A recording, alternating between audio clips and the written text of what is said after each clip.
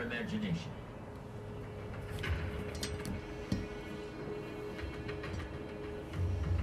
But the really amazing thing about character is that if you're sincerely committed to making yourself into the person you want to be, you'll not only create those qualities, you'll strengthen them and recreate them in abundance, even as you're drawing on them every day of your life. Character sustains itself and nurtures itself, even as it's being put to work and tested and challenged.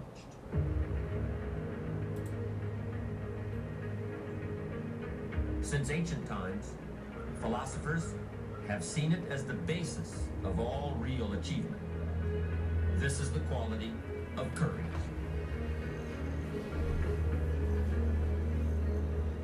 I can't put it any better than the Greek philosopher Aristotle did more than 2,000 years ago. A truly courageous person is not someone who never feels fear, but who fears the right thing at the right time in the right way.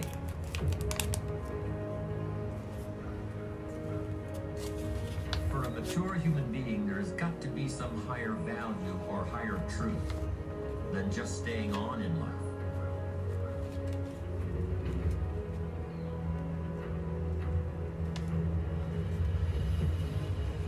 Part of wisdom is knowing what you lack and looking for it and asking for it. Another part of wisdom is knowing, at the same time as you ask, that there are no final answers.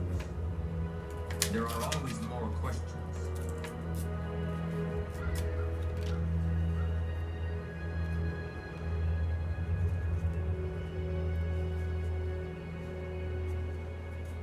Remember, you're never really helpless.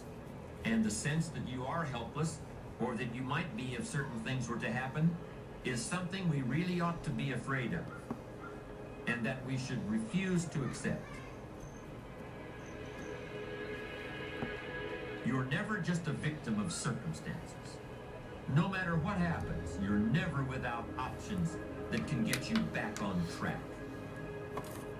It takes courage to recognize that, because it means accepting responsibility for your own future. Let me emphasize that underlying most fear is the fear of helplessness, of being victimized or being blown around by the winds of fate like a leaf is blown off a tree. But is that really a legitimate way of looking at things? To me, it sounds like being afraid of the dark. In which case, the best thing to do is to get yourself up, out of bed, and switch on the light. It's only in the past 50 years or so people have come to expect a life without real tough times and real difficulty. But adversity isn't something to fear. It's something to expect, something to prepare for, and something to overcome. The truly courageous person is not immune to fear, but it plays a different role in his or her life than it does for other people. If you're a courageous person, your fears aren't about what someone might do to you or something that might happen to you. Your fears are about not living up to your ideals, about reacting instead of acting, about not taking advantage of the opportunities that are always within reach.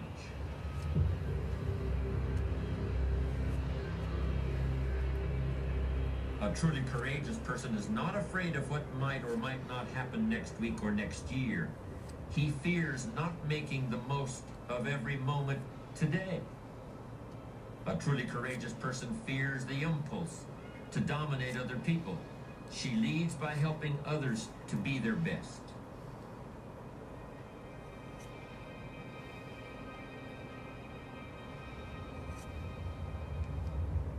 In ancient Greece, the philosopher Demosthenes went searching for an honest man, and he never found one. Honesty and integrity are rather rare, despite the fact that these are some of the clearest, most easily recognized elements of strong character. In the real world, they're also some of the most difficult to find. It seems it's always been that way. There was a time when telling a lie was very serious business. It was also very serious if you accused someone of lying. For hundreds of years in the past, calling someone a liar was the most common way to provoke a duel. At first with swords, later with pistols. Dishonesty was treated like a personal insult that demanded immediate redress. But there's no such risk today, is there? Some people lie all the time without thinking about it. Most people know when they're being lied to, which they may find irritating, but they just accept it. Maybe they decide to become liars themselves. It's a price they're willing to pay in order to have exactly what they want right now. There are many situations where it's painful to tell the truth.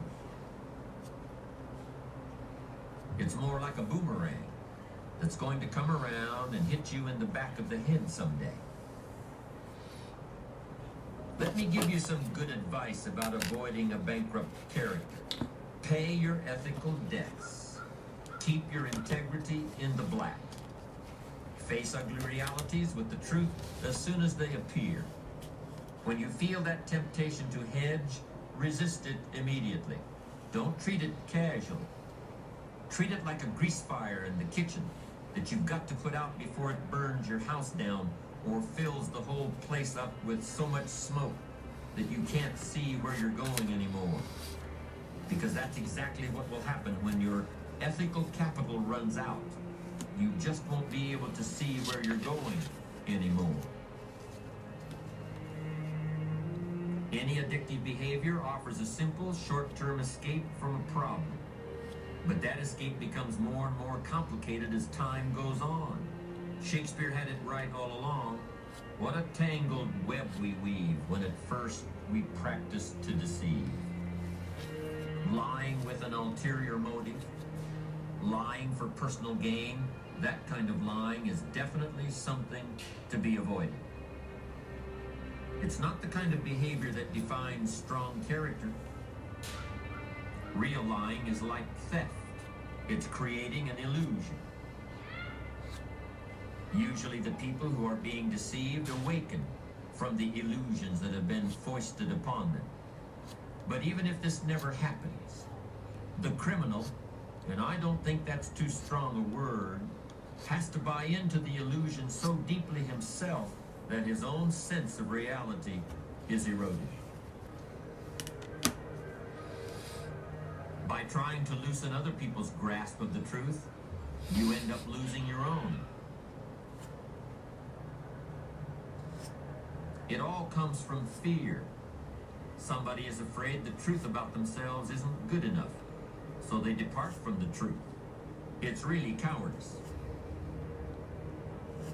Courage is fearing the right thing at the right time and in the right way.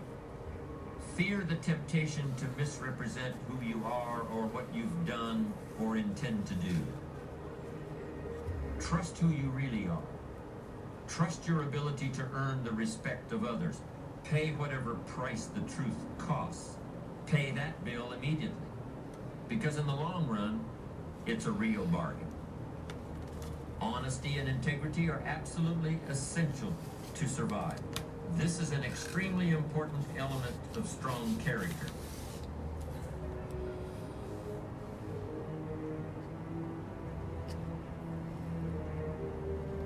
Goals are major to a genuinely success-oriented person.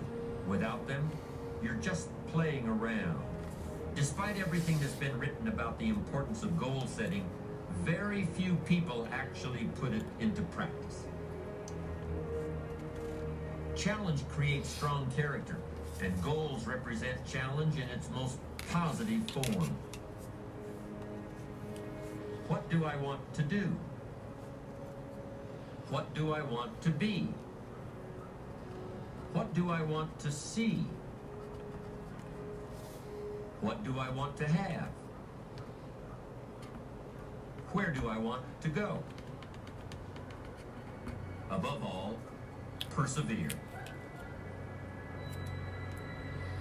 Goal setting is a very important first step, but goal achievement is a continuous, lifelong process. That's what makes it so challenging. Perseverance is about as important to goal achievement as gasoline is to driving a car.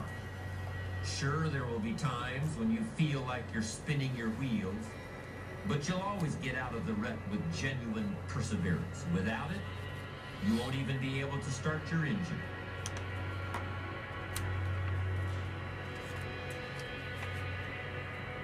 It's ironic, isn't it? Wisdom is not a thing you can buy, or a course you can take in school, or a degree you can earn.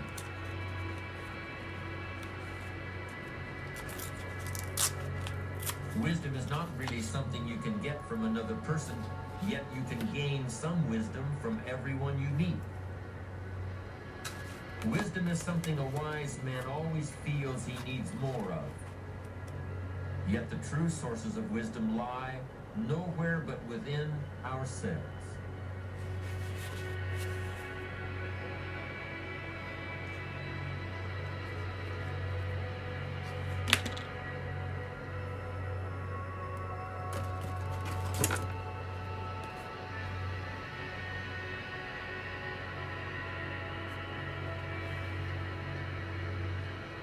You're never just a victim of circumstances.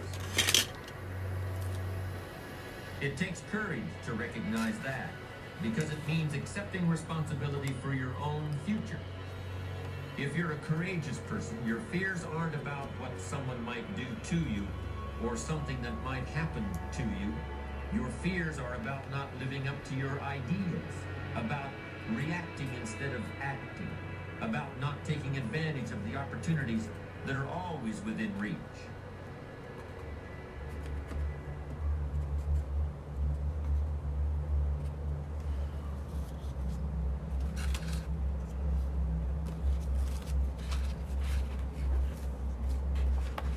Class is calling on reserve energy.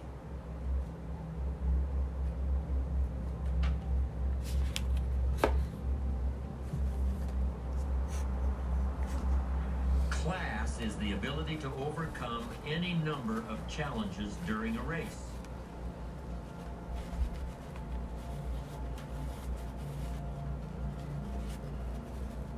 Class doesn't mean you never get tired, but it does mean you never show it.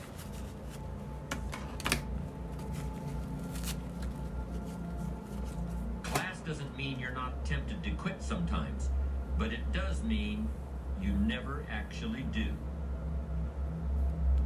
And in the final yards of a race, class makes the difference. This is an extremely important element of strong character. I also suspect that in recent years we've overlooked the importance of perseverance to some extent, because we believe so strongly in talent as the true determinant of success.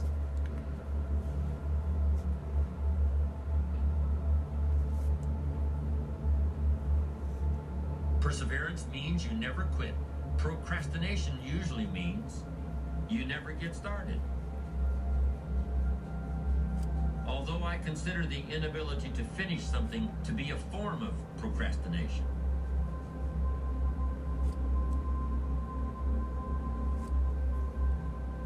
I'm a perfectionist. Everything has to be just right before I can get down to work. No distractions, not too much noise, no telephone calls interrupting me. And of course I have to be feeling well physically too. I can't work when I have a headache. The other end of procrastination, being unable to finish, also has a perfectionist explanation. I'm just never satisfied. I'm my own harshest critic. If all the I's aren't dotted and all the T's aren't crossed, I just can't consider that I'm done.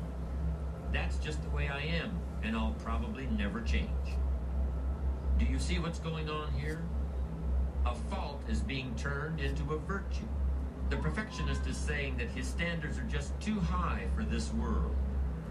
This fault into virtue syndrome is a common defense when people are called upon to discuss their weaknesses.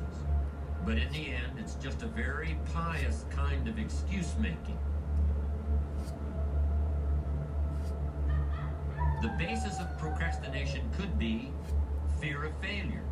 That's what extreme perfectionism really is once you take a hard look at it. What's the difference whether you're afraid of being less than perfect or afraid of anything else? You're still paralyzed by fear.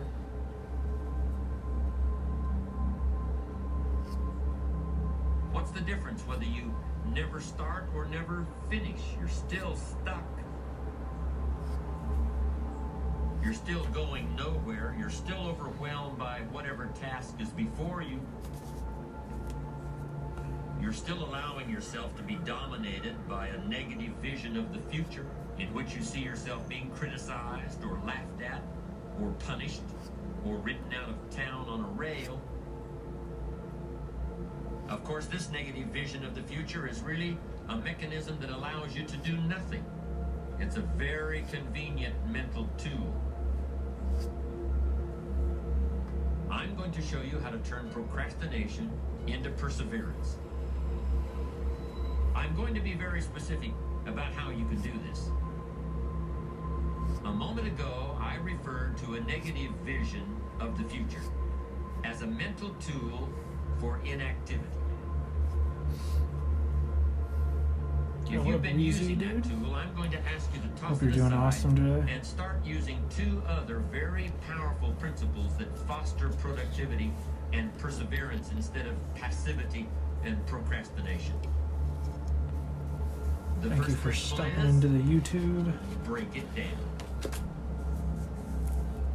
No matter what you're trying to accomplish, whether it's writing a book or climbing a mountain or painting a house, the key to achievement is your ability to break down the task into manageable pieces and knock them off one at a time. Yeah, I just figured I'd stream this quick little action line session. It'll just be like another couple minutes from done.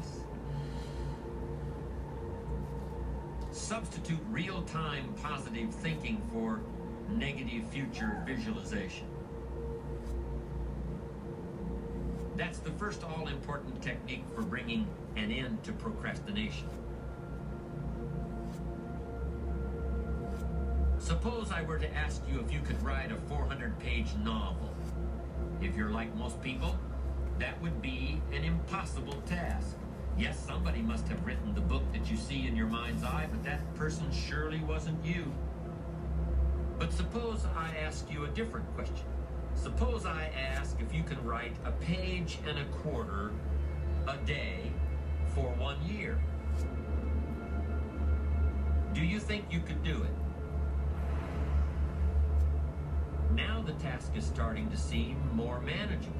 We're breaking down the 400-page book into bite-sized pieces. But even so, I suspect many people would still find the prospect intimidating. Do you see why?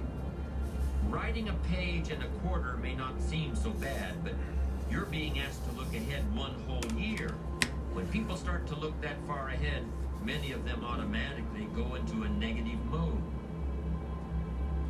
So let me formulate the idea of writing a book in yet another way. Let me break it down even more. Suppose I were to ask you, can you fill up a page and a quarter with words, not for a year, not for a month, not even for a week, but just today? Don't look any further ahead than that. Do you think you can do it? 1 day at a time. You've probably heard that phrase. That's what we're doing here. We're breaking the time required for a major task down into 1-day segments. Keep this up for 1 year, and you'll write the book.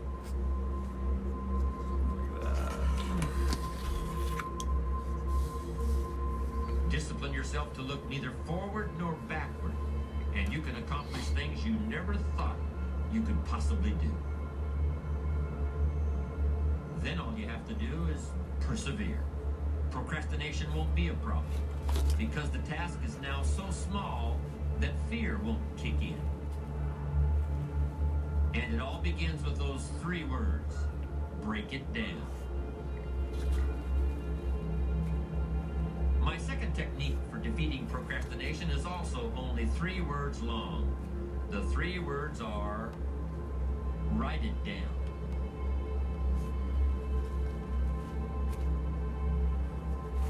Instead of describing the things that you want to do or the places you want to go, you're going to describe what you actually do with your time. And you're going to keep a written record of the places you actually go. In other words, you're going to keep a diary of your activities. And you're going to be amazed by the distractions, detours, and downright wastes of time that you come up with during the course of a day.